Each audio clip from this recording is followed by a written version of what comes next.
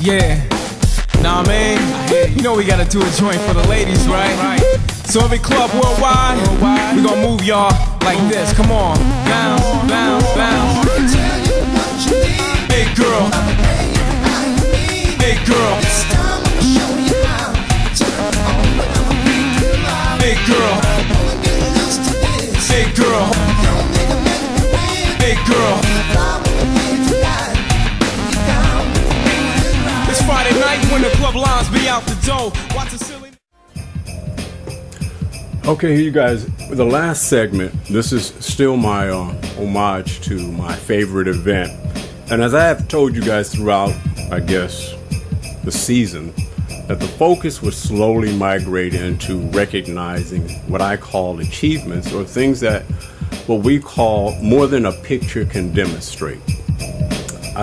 As I said earlier in the previous segment in New Sports, track and field is my favorite sport as it relates to watching individual competitions. What I wanted to do is give you what I thought was one of the greatest races I've seen in a long time by a group of ladies in the 100 meters. Now, as it relates to HOtt PiXX, we're going to look at not everything comes from the big city. You're going to find out what we think is what's unique about these 5 ladies.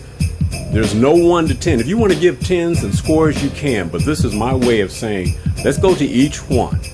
And we're going to find out as we read through each one, based on what they've accomplished, what they've done, what affects you, what stands out more for you. I don't want to dictate that. So this is my way of saying they're all 10s to me, because if anyone who can make it to the final track and field event and the 8 lanes for the fastest women on the planet, how dare I say you're a 9? You're a 10 by performance. Now we're just going to pick our favorites from the group that's my favorite group, which is the top 5 finishers. Mar, you got that? I got it, man. Got the roll with me. All right, here we go. IAAF World Class Sprinters, I call it uniquely qualified. We're going to the first one, of course, ranking in their finishes. We're going to go with, of course, Tori Bowie. She won the gold. What was more important, what hit me more than anything else, is where she's from. Now, it may not matter to many of you guys, but she is from Sand Hill, Rankin County, Mississippi. Population 85. Okay, let me just say 85. That's the booty. Dude, that's not the it's northeast of Jackson, Mississippi. 85 is the population. Now, it was the year 2000. I'm pretty sure they probably doubled that, probably. Wow. Let's just say she hasn't. That's the census in year 2000. That's the they get out there. Right, and it's been around for a while. So it's where you see it geographically. To me, it's where they say big things come from small places. That hit me, and that inspired me to say, let's do a profile on where these women or ladies are coming from, because they're not surrounded by the machine. You're going to be shocked to me that you don't find any of these fastest women from any major city. Maybe. So that's my profile on her, just letting you guys know. That's number 1. Let's go to number 2.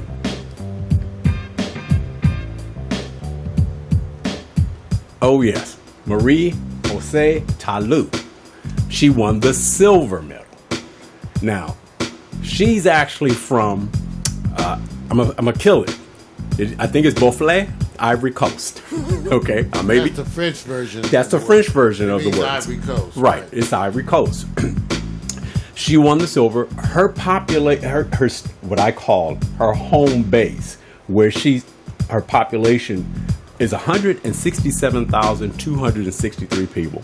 Bouafle. I guess it's pronounced Bouafle. We have Bouafle. In the Ivory Coast. Wow, 167,000. 167,000 is the population. And to add to this, she trained in Paris, France, and studied medicine. Okay. Studied medicine. So I'm just using the correlation that you can't turn around and say athletes don't have it both ways. She fooled me on this one. She's the one that didn't lean as far as Tori. If she would have leaned in the 100 meters, she would have won. She just didn't lean. Wait a minute. I'm going to go back. You're going to go back.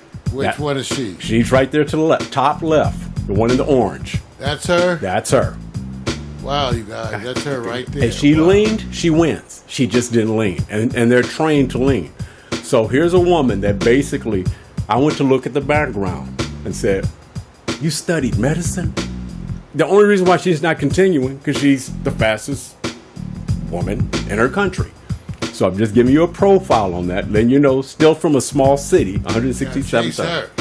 All right, let's go to the next. Number 3.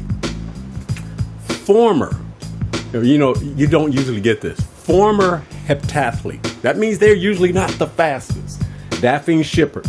She won the bronze medal from Utrecht, Netherlands. Population 330,772. Former heptathlete, 200 meters, and is the 3rd fastest woman in the history of 200 meters. Big things come from small cities. Former heptathlete, you just don't see them transferring over to be the fastest sprinter. That to me is big. So just giving you the review. Let's go on into the next one, Mario. We're just rolling up. Just going to keep it simple and see which one strikes you the most. I already got my favorites. I already know. Okay. Muriel Ohure, Abidjan, Ivory Coast. Studied criminal law at George Mason University. This is the only woman that's in a major capital city location. Population 4,395,243. So we got a big city performer here. So at that point, I'm just letting you know, she studied criminal law. Let me just say this. Marv, if you was the fastest in the country and you were doing studying medicine, and they said, but you're the fastest, we want you to go professional, what would you do? That's what the money was. Nowadays, I'd go professional. You go professional, right? Yeah. We're not going to talk. You can always go back to school. Thank you. And you can get afford that kind of money from school. All the doctors go, no, hell no, you better go for that. Right. More money than I'll ever make. Right. Oh, I got you. Simple. Notice, so far, she's doing pretty damn good. She came in 4th. That's not bad. But being in the 4th fastest on the planet, as far as this competition. Was she on that first one too? Yes. You can roll up if you want to go there. You could see her. All right. She's being blocked by, see Daphne, the closest? Yeah. She's right next to her. Oh, okay. Yeah, she's right next to her. Okay. So this is a race of performers. That's why I said, man, I can't wait to watch the rest of this competition. All right, going to take you to the next. The one and the only. This young lady was the favorite to win it, period. Elaine Stewart. She came in 5th place. This is a major disappointment based on how she was expected to win. All right, not easily, but expected to win. Manchester, Jamaica, 2012 census population, 190,812. After high school, Elaine was recruited to the University of Technology in Jamaica. Technology, man. So, Mara, you're going to have to send her a tweet. I might have to. You're going to have to send her a tweet. She'll protect me. Hey, look, Elaine has been dominating for the last year or two, easy. She's recovering from an injury, so I'm going to give her a pass on that. But what's more important, again, like I said, here's a lady performing at the highest level, coming from a place that's barely 200,000 people. Want to give mad respect. This is how we go. Mario, now we're going to go up and say, in the order, your top 3. I'm just going to give you 3. Who is your number 1 and 2 and 3 based on where they're from, how they performed, and then if they have anything uniquely around their sprinting or performing on the track abilities? Well, it's hard. You end up having those preferences because of the whole story we know about Mississippi. There you go. There you go. Well, what can I say? All the candidates, take a look, are so impressive here, too. Got Marie and Daphne. Daphne. Wow. So you got to give it up for the African babes. And, everybody overseas. I must admit, at least physically on that picture, Elaine Stewart, she's very, it's a very impressive look, even for a 5th place. You can use any. I think I got to go with our number 1, like you said, Tori Bowie. It's my number 1 because Mario, there's more than 85 people on this block. Okay, that's all I'm saying. Yeah, that's a small town. And usually what that means is that you don't have surrounding areas where you get that influence by things that you all have in common to do. Let's say, so she has to leave her town, period, and the idea that she did. That's my number one. Who's your number two, though, man? I think my number two is also Marie. Marie? Yeah. Population under 67. And then my third, because I'm so impressed by the look. You're right. Elaine Stewart. Why you want to go freaky deaky, man? Keep it professional, man. Because that's what I meant. Keep it professional. That's what I meant. All right. My second, I agree. We are ditto on the second choice. I have to go with Marie Jose Talu. Yeah, because she studied medicine, dude. I mean, that's just huge to get pulled away from that when everybody goes, you know, this you'll get security. My third, roll up. I'm sorry, dude.